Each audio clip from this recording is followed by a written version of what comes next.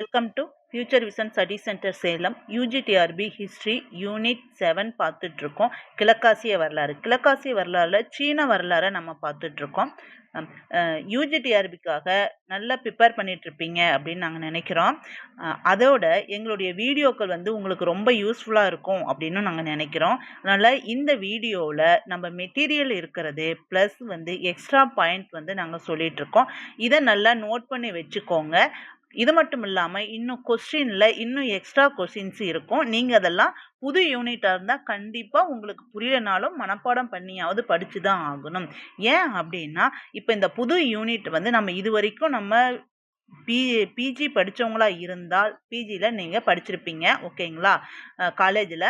ஆனால் அப்போ ரொம்ப கம்மியாக தான் இருக்கும். ஆனால் இப்போ இந்தியன் வரலாறுல எப்படி ஆரம்ப காலத்தில் இருந்து இப்போ நவீன காலம் வரைக்கும் இருக்கோ அதே மாதிரி தான் சீனாவினுடைய ஆரம்ப காலம் டு நவீன காலம், அதே மாதிரி ஜப்பானுடைய ஆரம்ப காலம் டு நவீன காலம் வரைக்கும், அதே மாதிரி யுஎஸ்ஏ உடையதும் அப்படி தான் நம்ம படிக்க போகிறோம். அதனால் ஒரு சில விஷயங்கள் நாம் இப்போ உடனே இப்போ தான் புதுசாக படிக்கிறோம், ஓகேங்களா. அதனால் உடனே நம்ம ஞாபகம் வச்சுக்க முடியாது, அதை புரிஞ்சுக்கவும் முடியாது. அதனால் திரும்ப திரும்ப படிக்கிறதுனால பண்ணிக்கலாம். அப்படி இல்லைன்னா நம்ம கொஸ்டினை மனப்பாடம் பண்ணிக்கிறது இன்னும் பெட்டராகவும் இருக்கும், சரிங்களா. ஓகே, நாம் இன்னைக்கு பார்க்கக்கூடிய டாபிக் 13ல் ஷியாங்கே ஷேக் அப்படிங்கிறவரை பற்றி தான் நம்ம பார்க்க போகிறோம். இவர் சீனாவினுடைய வளர்ச்சிக்கு எப்படி இவர் உறுதுணையாக இருந்தார், இவருடைய செயல்பாடுகள் என்ன அப்படிங்கிறத பற்றி தான் நாம் இந்த வீடியோவில் பார்க்க போகிறோம். ஷியாங்கை ஷேக், ஓகேங்களா. சரி, இந்த தலைவர் ரொம்ப முக்கியமான தலைவர். நம்ம இதுக்கு முன்னாடி கூட நம்ம பார்த்துருக்கோம். இதுக்கு அப்புறமும் நம்ம பார்க்க போகிறோம். ஒரு சில தலைவர்களில் டாக்டர் சன்யால்சனை பற்றி பார்த்துருக்கோம். அவருக்கு அப்புறம் டாக்டர் சன்யால்சனுக்கு அப்புறம் கோமின்டாங் கட்சியை வழிநடத்தி அதன் மூலம் ஆட்சி செய்த 1928 இருந்து அந்த பகுதி 1949 வரைக்கும், ஓகேங்களா, ஆட்சி செய்தார். கொஞ்சம் ஒரு சில பகுதிகளில் அவருடைய மேலாண்மை இருந்தது, ஓகேங்களா. அதாவது பொது உடைமை கட்சியை எதிர்த்து சீனாவில் ஆட்சி செஞ்சு வந்த தலைவர் தான் இவர். அந்த கோமின்டாங் கட்சியை டாக்டர் சன்யால்சனுக்கு பிறகு சிறப்பான முறையில் வழிநடத்தி அதன் மூலம் சில காலம் சீனாவை ஓரளவுக்கு ஆட்சி செய்த தலைவர் தான் இவர், ஓகேங்களா. இவர் எப்போ பிறந்தார் அப்படின்னா 1887 அக்டோபர் 31 பிறந்தார், ஓகேங்களா. சரி, சியாங் கை ஷேக் ஒரு சீன இராணுவ மற்றும் அரசியல் தலைவராக இருந்தார். முதல்ல இராணுவ தலைவர், இரண்டாவது தான் அரசியல் தலைவராகவும் இருப்பார். அவர் 5 சதாப்தங்களாக கோமின்டாங்கை அதாவது சீன தேசியவாத கட்சியை வழிநடத்தினார், ஓகேங்களா. மற்றும் 1928 மற்றும் 1929 இடையில் சீன தேசியவாத அரசாங்கத்தின் அரச தலைவராக இருந்து சீனாவை ஆட்சி செய்தார். ஷியாங் கை ஷேக் அல்லது இவருடைய பேரை இன்னொன்று கூட கொள்ளலாம். என்ன அப்படின்னா ஜியாங் ஜிசி என்றும் அழைக்கப்படுகிறார். இப்போ ஜியாங் ஜிசி ஷியாங் கை ஷேக்கை தவிர ஜியாங் ஜிசி அப்படின்னு கொடுத்துட்டாங்கன்னா நீங்கள் கன்ஃபியூஷன் ஆகிடக்கூடாது, ஓகேங்களா. 1887 அக்டோபர் 31 அன்று சீனாவின் கிழக்கு கடற்கரை மாகாணமான ஜெஜியாங்கில் பிறந்தார். ஜெஜியாங் அப்படிங்கிறது மாகாணம். ஆனால் அவர் பிறந்த இடம் அப்படின்னு பார்த்தீங்கன்னா என்ன இடம்னா பெங்ஹுவா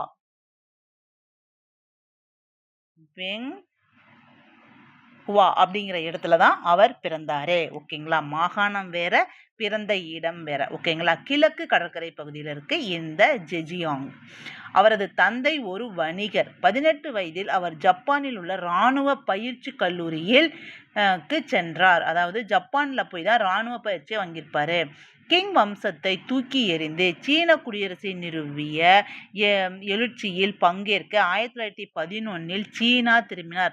1911ஆம் ஆண்டு புரட்சி எதுக்காக நடந்தது? சீனாவினுடைய கிங் வம்சத்தை தூக்கி எறிஞ்சிட்டு சீனாவை ஒரு ஜனநாயக நாடா மாற்றணும் அப்படிங்கிறதுக்காக நடந்தது, இல்லைங்களா. அந்த இயக்கத்திலேயே ஷியாங் பங்கேற்றிருப்பார். ஷியாங் சன்யாட்சென் நிறுவிய சீன தேசியவாத கட்சியான கோமின்டாங் அல்லது KMT அப்படின்னு சொல்லுவோம் என்று அழைக்கப்படுகிறது. இதுல உறுப்பினராக சேர்ந்தார், ஓகேங்களா. சன்யாட்சென்னின் ஆதரவுடன் ஷியாங் 1924 கான்டனில் உள்ள வாம்போவா ராணுவ அகாடமியின் தளபதியாக நியமிக்கப்பட்டார். இந்த நியமனம் செய்தவர் யாரு அப்படின்னா டாக்டர் சன்யா சென் தான் அவரை நியமனம் செஞ்சிருப்பாரு. அங்கு அவர் தேசியவாத ராணுவத்தை உருவாக்கினார். அந்த பள்ளியில இவர் சேர்ந்த பிறகு அவர் ஒரு தேசியவாத ராணுவத்தையே உருவாக்கினார். ஏன்னா அந்த அளவுக்கு திறமையானவர் டாக்டர் சியாங். அங்கு அவர் தேசியவாத இராணுவத்தை உருவாக்கினார். 1925 சன் அல்லது சன்யாட் சென் இறந்த பிறகு ஷியாங் KMTயில் தலைவரானார். அதாவது கோமிங்டாங் கட்சியினுடைய தலைவராக ஆனார். ஓகேங்களா. இவர் இந்த ஷியாங் டாக்டர் சன்யாட் சென்னை பின்தொடர்வராக இருந்தார். எப்படி நம்ம இந்தியாவில் காந்திஜி கோபால கிருஷ்ண கோகலேவை தன்னுடைய குருவாக ஏற்றுக்கிட்டாரோ, ஓகேங்களா, அதே மாதிரி இவரும் ஷியாங் டாக்டர் சன்யாட் சென்னை குருவாக ஏற்று அவருடைய கொள்கையில ஈர்க்கப்பட்டு அவரை பின்தொடர்ந்தார் அப்படின்னு சொல்லலாம். நான்கிங்கை தளமாக கொண்ட ஒரு தேசிய அரசாங்கத்தின் கீழ் சீனாவின் பெரும் பகுதியை மீண்டும் ஒருங்கிணைத்த வடக்கு பயணத்தை அவர் முன்னெடுத்தார். ஓகேங்களா. வடக்கு பயணத்தை அவர் முன்னெடுத்திருப்பார் சீனாவை ஒருங்கிணைப்பதற்காக. ஏன்னா சன்யாட் சென்னுடைய கொள்கையும் கோட்பாடும் அவருடைய செயல்பாடும் சீனாவை ஒருங்கிணைக்கிறது தான் இருந்தது. ஏன்னா அவரை பின்பற்றிருந்தானே இவரும், அதனால இவரும் அதையே செய்தார்.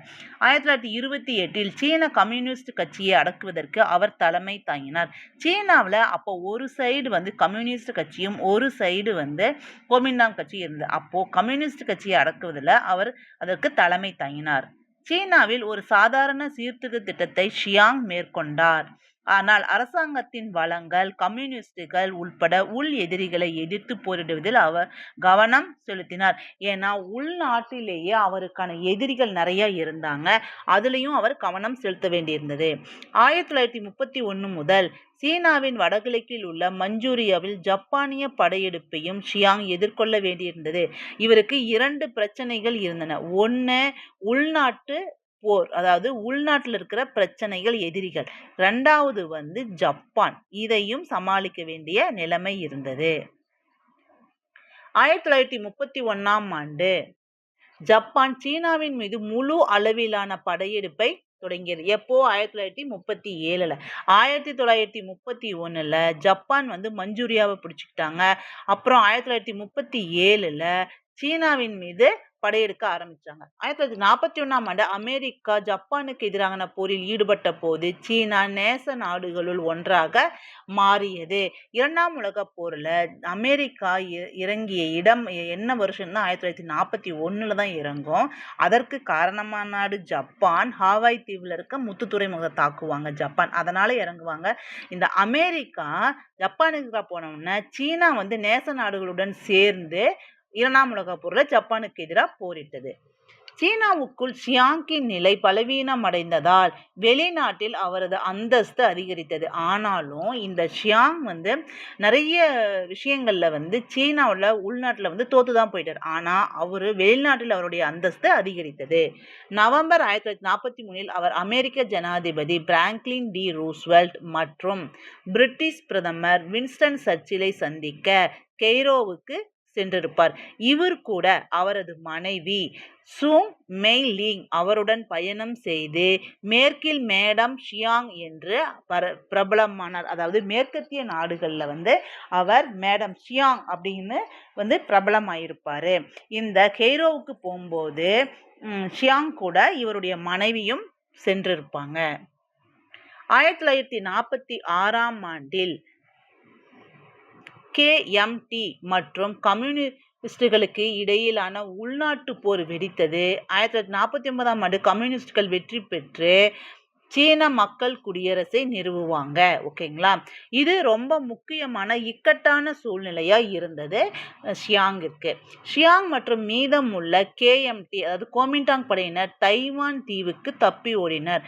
ஆனா இவர் தைவான்ல தான் இருந்து ஆட்சி பண்ணியிருப்பாரு. அங்கு ஷியாங் நாடு கடத்தப்பட்ட ஒரு அரசாங்கத்தை நிறுவினார். எங்க? தைவான்ல. அதை அவர் அடுத்த 25 ஆண்டுகள் வழிநடத்தினார். தைவான்லேயே தன்னுடைய நிலைமையை நிலைநிறுத்தி கொண்டு எவ்வளவு வருடங்கள் ஆட்சி செஞ்சாரு அப்படி வெளிநாட்டு ஆண்டுகளுக்கு அரசாங்கத்தை நிறுவினார் அப்படின்னா 25 ஆண்டுகள். இந்த அரசாங்கம் பல நாடுகளால் சீனாவின் சட்டப்பூர்வமான அரசாங்கமாக தொடர்ந்து அங்கீகரிக்கப்பட்டது. அதாவது ஒரு குறிப்பில் சொல்லுவாங்க எத்தனை நாடுகள்னா 9 நாடுகள் இந்த அரசாங்கத்தை வந்து ஷியாங்குடைய அரசாங்கத்தை அங்கீகரிச்சதா சொல்லியிருக்காங்க. மேலும் ஷியாங்கின் வாழ்க்கையின் இறுதி வரை தைவான் ஐக்கிய நாடுகள் சபையில் சீனாவின் இடத்தை கட்டுப்படுத்தியது. சீனா இருக்கிறதுக்கு முன்னாடி யார் இருந்தாங்க? தைவான் வந்து இருந்தது. சீனாவை இருக்க விடல, கட்டுப்பாட்டுக்குள்ள வச்சிருந்தது. அவர் ஏப்ரல் 5, 1975 மறைந்தார். யாரு? ஷியாங் மறைவார். ஓகேங்களா? அடுத்து தேசியவாத அரசாங்கம். இவர் தேசியவாத அரசாங்கத்தை அமைத்த தலைவர் இல்லையா? யாரு? ஷியாங் கை ஷேக். ஓகேங்களா? ஆனா இந்த தேசியவாத அரசாங்கத்தினுடைய செயல்பாடுகள் என்ன அப்படிங்கிறதா இப்ப பார்க்கலாம். கிழக்கு சீனாவில் உள்ள பகுதிகள் கூட சமீபத்தில் தேசியவாத கூட்டணியின் ஒரு பகுதியாக இருந்த சுயாதீன ஆட்சியாளர்களின் ஆட்சியின் கீழ் வந்தன. ஓகேங்களா? எப்போ? எங்க? சீனாவின் கிழக்கு சீனா பகுதி. பேச்சுவார்த்தையில் தோல்வியுற்ற முயற்சிக்கு பிறகு ஷியாங் தனது முன்னாள் கூட்டாளிகளுக்கு எதிராக தொடர்ச்சியான உள்நாட்டு போர்களை தொடங்கினார். முதல்ல அவர் என்ன பண்ணாரு? பேச்சுவார்த்தை நடத்தி தன்னுடைய அரசாங்கத்தை அங்கீகரிக்கும்படியும் தன்னுடைய அரசாங்கத்தில் இணையும்படியும் கேட்டாரு. ஆனா அது வந்து தோல்வி அடைஞ்சிருச்சு. அதனால என்ன பண்ணாரு? உள்நாட்டு போரை மீண்டும் தொடர்ந்து நடத்தினார்.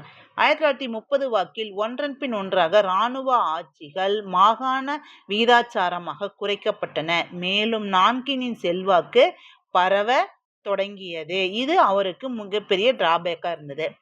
பொருள் ரீதியாக விளக்கப்பட்டால் ஷியாங் தனது வெற்றிக்கு ஜியாங்சு மற்றும் ஜெஜியாங்கில் உள்ள தனது தளத்தின் பெரும் நிதி வளங்களுக்கும் வெளிநாட்டு ஆயுதங்களுக்கும் நன்றி தெரிவித்தார். அதாவது இந்த விஷயங்கள்ல அவருக்கு உறுதுணையாக இருந்தது வந்து வெளிநாட்டு ஆயுதம், அது மட்டும் இல்லாமல் பெரும் நிதி வளங்கள், அவருக்கு நிதி கொடுத்து வழங்கினாங்க இல்லைங்களா, அதுக்கும் வந்து அவர் வந்து முக்கிய நன்றி செலுத்தும் விதமாக அவர் இருந்தார். ஓகேங்களா? வெளிநாட்டு சக்திகளால் விரைவாக அங்கீகரிக்கப்பட்டதன் மூலம் திறமையான கடல்சார் சுங்க சேவையால் சேகரிக்கப்பட்ட வருவாய் தேசியவாத அரசாங்கத்திற்கு கிடைத்தது. அதாவது உள்நாட்டில் அவருக்கு வந்து போர், அவர் அங்கீகரிக்காம புறக்கணிக்கப்பட்டார். ஆனால் வெளிநாட்டில் அவரை வந்து ரொம்ப அதிகமான வரவேற்பு இருந்து கடல்சார் சுங்க சேவைகளால் வந்து அவருடைய தேசியவாத அரசாங்கத்தை நடத்துறதுக்கான நிதி வந்து கிடைத்தது. சரி, இந்த நிதிக்கெல்லாம் நிதி சீர்திருத்தங்கள் செய்த தலைவர் ஒருத்தர் இருப்பார் இல்லைங்களா, அவருக்கு கீழே நிதி அமைச்சரா நிதி சீர்திருத்தங்களை செய்தவர் வந்து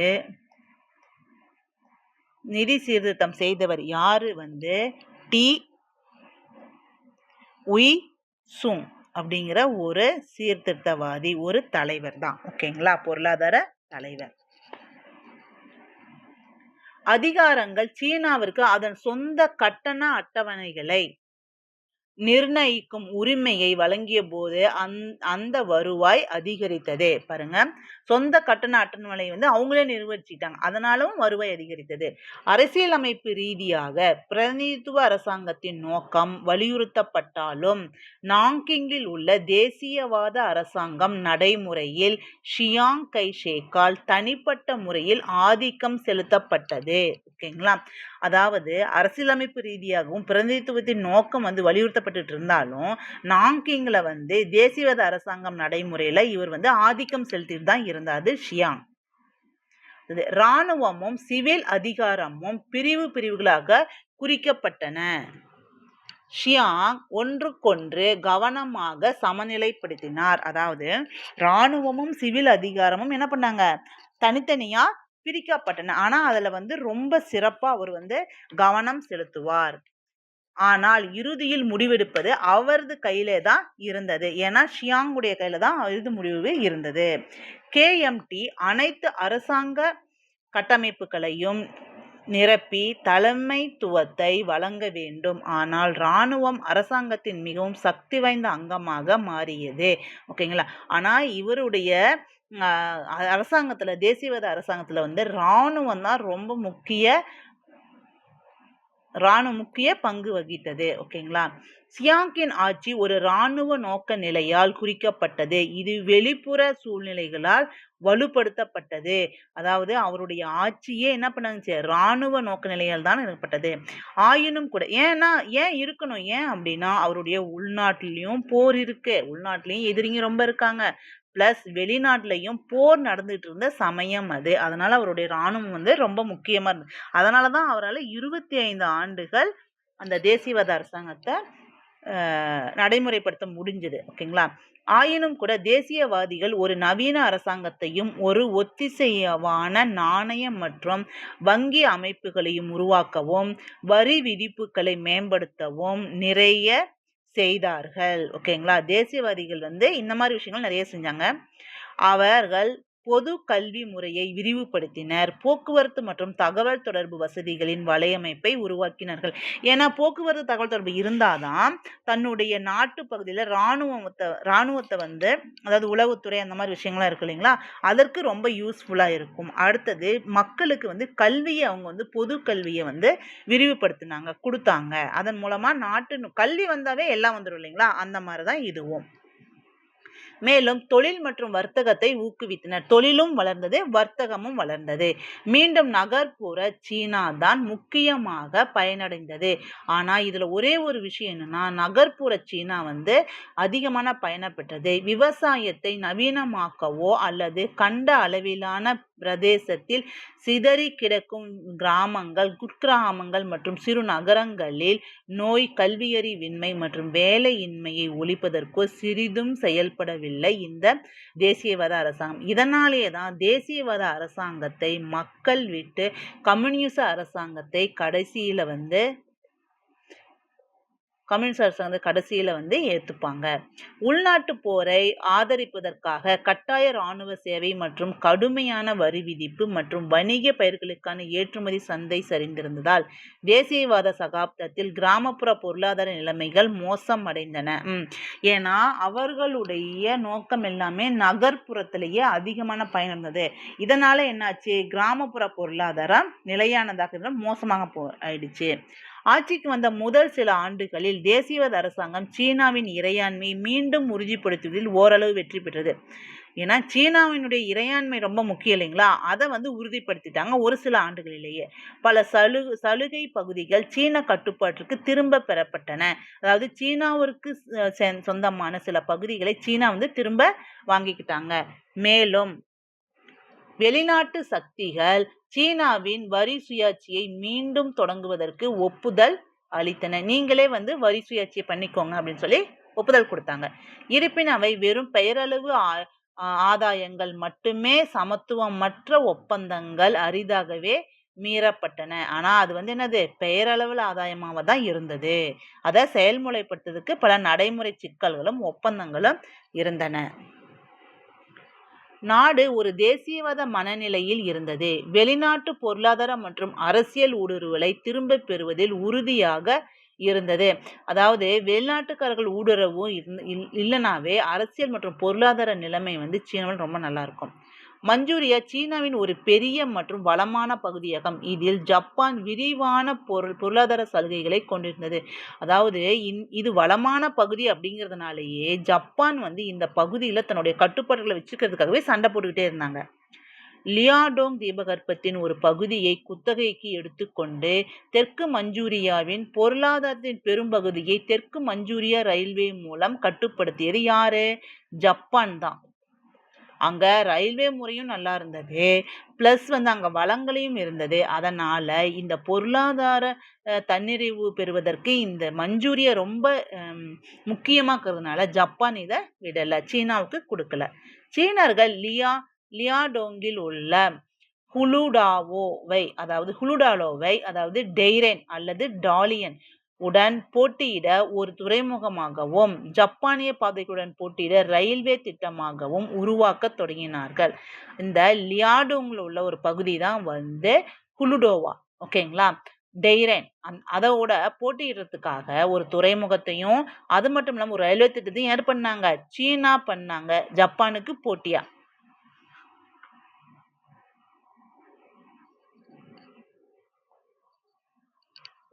ஜாங் சூலியாங் அதாவது மஞ்சூரியாவின் ஆட்சியாளராக ஜாங் சூலியாவின் மகனும் வாரிசுமான சாங் இக்ஜியோ லியாங் நாங்கிங்கிற்கு நெருக்கமாகி சீனாவை வெளிநாட்டு சலுகையிலிருந்து விடுவிக்கும் தேசியவாதிகளின் விருப்பத்திற்கு அனுதாபம் தெரிவித்தார். அதாவது ஜாங் சியோங் வந்து அந்த மாதிரி இல்லை, ஆனால் அவருடைய வாரிசான சாங் இஜியோ லியாங் வந்து ஏன்னா தேசியவாத அரசாங்கத்துக்கு அனுதாபம் தெரிவித்தார். ஆனால் அவர் ஹெல்ப் பண்ணாரா அப்படிங்கிறது பின்னாடி பார்த்தா தான் தெரியும். ஜப்பானுக்கு மஞ்சூரியா மிக முக்கியமாக கருதப்பட்டது. மேற்கு நாடுகளுக்கு எதிராக ஆசியாவை ஜப்பான் வழிநடத்த வேண்டும் என்ற குறிக்கோளை பல ஜப்பானியர்கள் கொண்டிருந்தனர். ஏன்னா மேற்காசியாவை அதாவது தென்கிழக்கு ஆசியாவில் ஜப்பான் தான் முக்கியமாக இருக்கணும், ஜப்பான் தான் அங்கே வந்து வழி நடத்தணும் அப்படிங்கிற ஒரு குறிக்கோளை வச்சிருந்தாங்க. அதனால தான் மஞ்சூரியா அதுக்கு வந்து உதவியா இருக்கும் அப்படிங்கிறனால அதை வச்சுட்டு இருந்தாங்க. பெரும் மந்த நிலை ஜப்பானிய வணிகத்தை பாதித்தது. மேலும் ஆழ்ந்த சமூக அமைதியின்மை இருந்தது. அந்த பெரும் மந்த நிலையால இத்தகைய காரணிகள் பல இராணுவ அதிகாரிகளை குறிப்பாக பிற அதிகாரிகளையே பாதித்தன. இந்த பெருமந்த நிலையும் லியாண்டோங் தீபகற்பம் மற்றும் தெற்கு மஞ்சூரியான் ரயில்வேவில் ஜப்பானின் குத்தகை பகுதியை பாதுகாத்த குவாங்டுங் இராணுவம் மஞ்சூரியாவை ஜப்பானின் அதிகாரத்தை ஒருங்கிணைக்க வேண்டிய பகுதியாக கருதியது. இந்த குவாங்டுங் இராணுவம் தான் மஞ்சூரியாவை ஜப்பானுடைய கட்டுப்பாட்டிலேயே இருக்க உதவியது அப்படின்னு சொல்லலாம். ஓகேங்களா? இதுவரைக்கும் நாம டாக்டர் சியாங் கைஷேக் அவருடைய காலத்துல அவரைய பற்றியும் அவருடைய செயல்பாடுகள் பற்றியும் அவர் தேசியவாத அரசாங்க காலத்தில் வெளிநாடுகளுடைய உறவு மற்றும் உள்நாட்டுகள் உறவு எப்படி இருந்ததை பற்றியும் நம்ம பார்த்தோம். ஜஸ்ட் இப்போ நம்ம பார்த்தோம் இல்லைங்களா, அதை ஒரு ரீகால் ஒரு தடவை பண்ணிடலாம். ஷியாங்கே ஷாங் இவர் எப்போ பிறந்தாரு அப்படிங்கிறத முதலாண்டு நம்ம பார்த்தோம். ஓகேங்களா? அவர் வந்து சன்யாட் சென்னினுடைய அதாவது அந்த தலைவரை பின்பற்றிய ஒரு தலைவர் தான் இவர். அவருக்கு அப்புறம் டாக்டர் சன்யாட் சென்னுக்கு அப்புறம் கோமிண்டாங் கட்சியினுடைய தலைவராகவும் தேசியவாத அரசாங்கத்தை நிர்வகிக்கும் தலைவராகவும் அவர் இருந்தார். ஓகேங்களா? இதுதான். ஆனால் அவருடைய சன்யாட் சென்னுடைய முயற்சியால் தான் இவருக்கு வந்து இராணுவ பள்ளியில் போய் படித்தார். ஓகேங்களா? அந்த வாம்போவா இராணுவ அகாடமியில் தளபதியாகவும் நியமிக்கப்பட்டார். யார்? சன்யாட் சென் நியமிக்கப்பட்டார். அதனால் அவர் இறந்த பிறகு கேஎம்டியினுடைய தலைவராக அவர் இருந்தார். அதனால் 1928 to 1945 வரை தேசியவாத சீனாவின் தலைவராக இருந்து சீனாவின் ஒரு பகுதியை தன்னுடைய கட்டுப்பாட்டுக்குள் கொண்டு வந்தார். அதாவது கம்யூனிஸ்ட் ஆட்சிக்கு எதிராக சீனாவை ஒரு தேசியவாத ஆட்சியாக கொண்டு வந்தார். ஆனால் இந்த உள்நாட்டு போர் நடக்கும். உள்நாட்டு போரில் வந்து இந்த பொதுவுடைமைவாதிகளுக்கும் இந்த தேசியவாத அரசாங்கத்திற்கும் இடையே வந்து சண்டை நடக்கும். இந்த சண்டையில் சியாங் வந்து தைவானுக்கு தப்பி ஓடிவார். ஓகேங்களா? அங்கே போய் 25 ஆண்டு காலம் தேசியவாத சீனாவை கொண்டு வழி நடத்துவார். ஆனால் இவர் வந்து இவருடைய கொள்கை என்ன அப்படின்னா, டாக்டர் சன்யாட் சென் மாதிரியே இவரும் ஒருங்கிணைந்த சீனாவை உருவாக்கணும் அப்படிங்கிற ஒரு முயற்சியில தான் ஈடுபட்டார். ஓகேங்களா? அவர் ஏப்ரல் 5, 1975 இறந்தார். ஓகேங்களா? ஆனால் இவர் இறக்கும் வரை இறுதி வரை தைவான் வந்து ஐக்கிய நாடுகள் சபையில் சீனாவின் இடத்தை கட்டுப்படுத்துவதாக இருந்தது. இது ரொம்ப முக்கியம். அடுத்த தேசியவாத சீனா. இந்த தேசியவாத சீனா வந்து அதாவது உள்நாட்டு போர் வந்து தேசியவாத சீனா வந்து தேசியவாத அரசாங்கம் அமைக்கும் போது உள்நாட்டு போர்கள் வந்து தொடர்ந்து நடந்துக்கிட்டு தான் இருந்தது. ஓகேங்களா? ஆனால் 1930 வாக்கில் ஒன்றன் பின் ஒன்றாக இராணுவ ஆட்சிகள் மாகாண விகிதாச்சாரமாக குறைக்கப்பட்டு மேலும் நாங்கிங்கில் செல்வாக்கு பரவ ஆரம்பித்தது. இவருக்கு உள்நாட்டில் அதாவது ஷியாங்கிற்கு உள்நாட்டில் ஆதரவு கொஞ்சம் கம்மியாக இருந்தாலும் மேற்கத்திய நாடுகளில் இவருக்கு ஆதரவு வந்து ரொம்ப அதிகமாக இருந்தது. அதனால் கடல்சார் சுங்க சேவையை சேகரிக்கப்பட்ட வருவாய் வந்து தேசியவாத அரசாங்கத்திற்கு கிடைத்தது. அதாவது வெளிநாட்டிலிருந்து வரக்கூடிய சுங்க வருவாயை வந்து இவருடைய அரசாங்கம் செயல்படுவதற்கு ஒரு முக்கியமாக காரணமாக இருந்தது. அது மட்டும் இல்லாமல் இவருடைய அரசாங்கத்தில் வந்து இராணுவத்திற்கு தான் அதிக பலம் வாய்ந்ததாக இருந்தது. ஏன் அப்படின்னா உள்நாட்டில் போர், உள்நாட்டிலுடைய கம்யூனிஸ்ட் எதிரிகள் இருப்பாங்க, அவங்களுக்கும் அதாவது பொது உடைமை எதிரிகள் இருப்பாங்க, அவங்க பொதுவுடைமைவாதிகள் இவங்களுக்கும் அப்புறம் வந்து வெளிநாட்டில் இருந்து வரக்கூடிய ஆக்கிரமிப்பு சீனாவிலிருந்து ஆக்கிரமித்து கொண்டிருப்ப அவர்களுக்கும் இடையில வந்து அவர் வந்து அரசாங்கத்தை தெளிவாக நடத்தணும், சீனாவை ஒருங்கிணைக்கணும் முயற்சியில் ஈடுபட்டிருந்தாரு இல்லைங்களா? அதுக்காக இவர் வந்து இராணுவம் வந்து ரொம்ப பலமாக வச்சிருந்தாரு. ஓகேங்களா? அதுக்கப்புறம் இவருடைய